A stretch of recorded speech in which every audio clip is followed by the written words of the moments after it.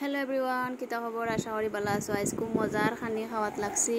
আর এটা তো বিরিয়ানি দেখায় রেডিমেড কিনে আনা, আর এটা খাইতে খুব মজা লাগে।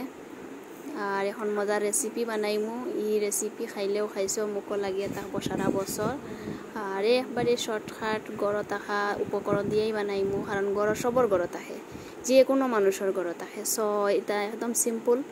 বাড়তে গিয়ে এক্সট্রা কিচ্ছু আনতে লাগতো না, খালি দই আনলে হইব। দই তো সব রকমের দই হইবাই, মিঠা টেঙ্গা দই সামান্য আনলে হইলই না, খুব নাই। আমি 4 চামচ দিছি, 4 চামচ দিয়ে আর মিক্সিং করে লইছি।